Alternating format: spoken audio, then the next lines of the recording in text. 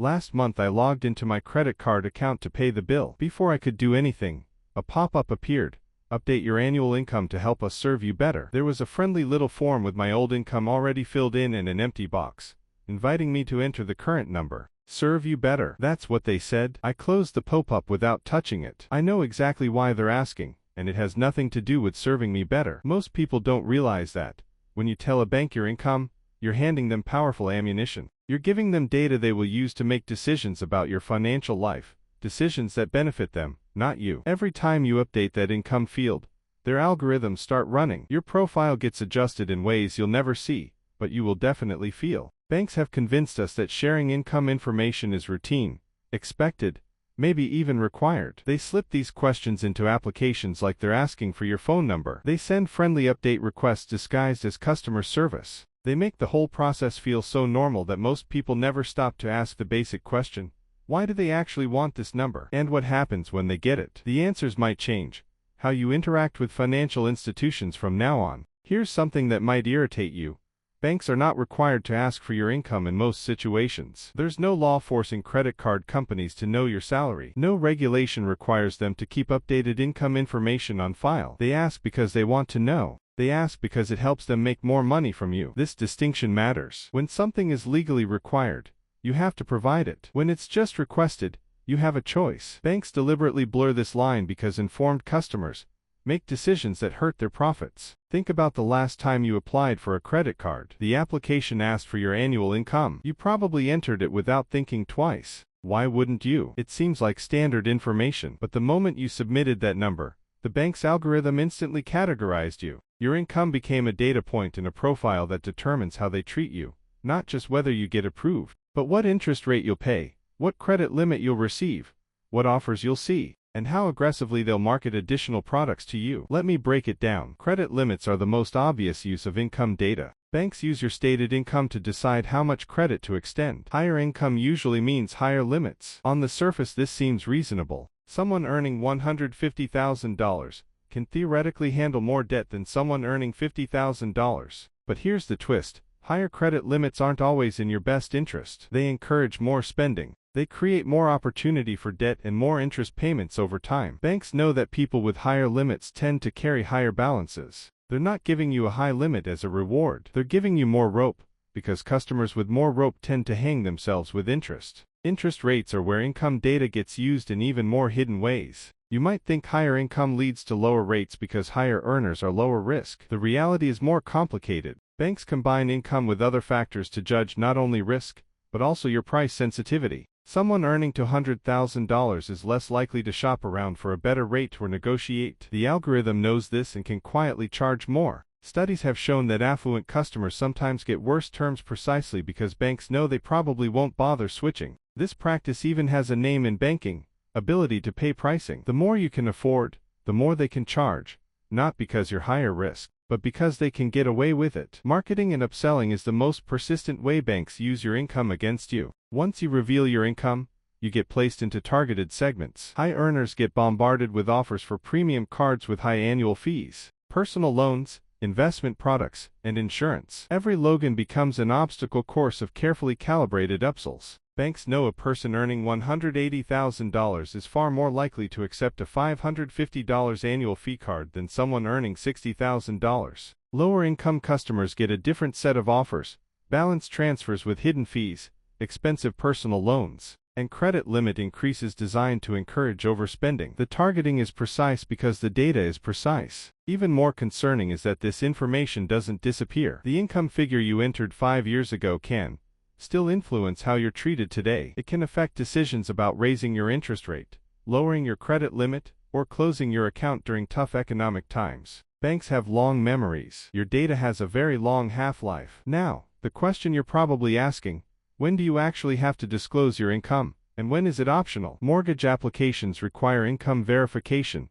This is federally mandated. There's no way around it, and honestly, you wouldn't want one after what happened in 2008. Auto loans usually require income disclosure too, though verification standards vary. Credit card applications ask for income, but here's what most people don't know: Credit card companies generally do not verify the income you report. They can't see your tax returns or pay stubs without your permission. They're relying entirely on what you tell them. That means those periodic, update your income, pop-ups on your existing accounts are completely optional. You are under no obligation to provide updated information. The bank wants it. They don't need it. Those pop-ups are designed to look important while being entirely voluntary. Let me be clear.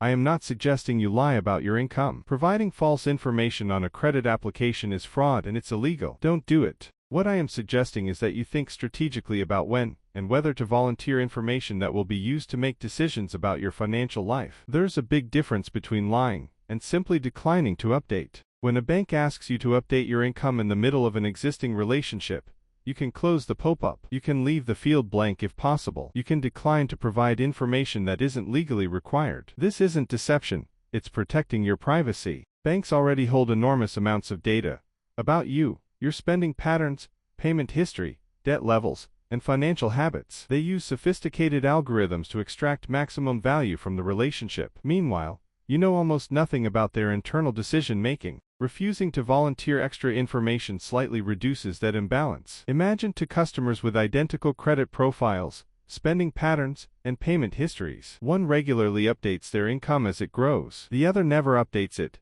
after the original application. The first customer starts receiving aggressive marketing for premium products, automatic credit limit increases, and constant upsells. The second customer gets standard treatment and stays under the radar. Which one is better off? It depends on what you want. If you want maximum credit access and don't mind the marketing, update everything. If you prefer to be left alone with stable terms, keeping your information minimal can work in your favor. Income data also affects how banks treat you during financial stress. When the economy weakens, banks review portfolios and decide whose limits to cut and whose accounts to keep. A customer who reported high income might keep their limit because the algorithm assumes continued repayment ability, or they might face higher rates because the bank knows they can afford it. A customer with lower reported income might see preemptive limit reductions. The less precise data the bank has about your income, the more they have to rely on your actual behavior, on time payments, low utilization, and account longevity. Fresh data fuels their algorithms. Stale data is far less valuable. That's why they keep asking for updates so persistently. Every time you provide fresh information,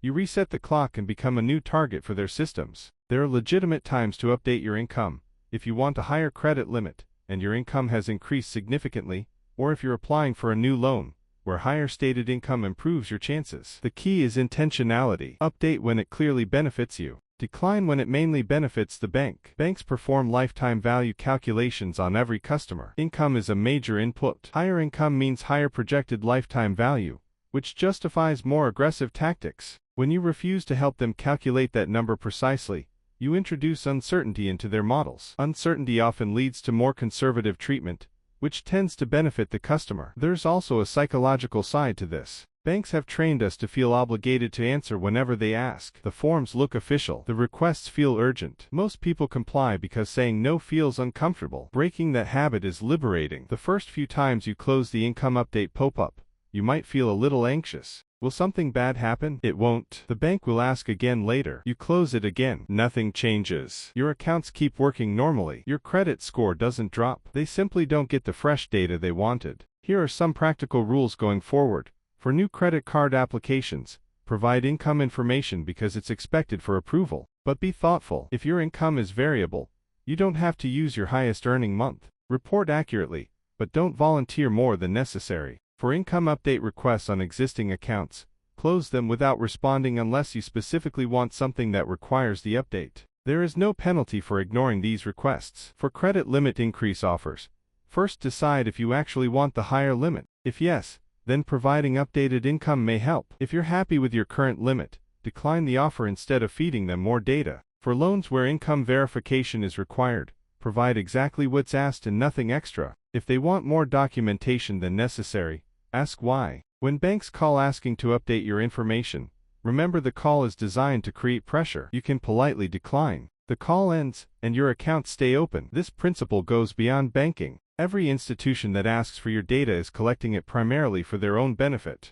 They may frame it as serving you better or improving your experience, but the real goal is more precise extraction of value from you. Data minimization is a smart strategy. Provide what is truly required. Decline what is optional. Understand that every piece of information you share will be analyzed and used in ways you cannot see. Banks are not evil. They provide valuable services that make modern life possible, but they are also profit-driven businesses that treat customer data as a resource to be exploited. Understanding this doesn't require cynicism, it requires clear-eyed awareness. The next time that friendly income update pop-up appears, you'll know what's really happening. The bank wants fresh ammunition for algorithms designed to maximize their profit, not your convenience. Close the pop-up. Keep your information to yourself. Let your consistent on-time payments and responsible behavior speak for you instead. That's the data that actually matters, and unlike stated income, they can't get it just by asking nicely.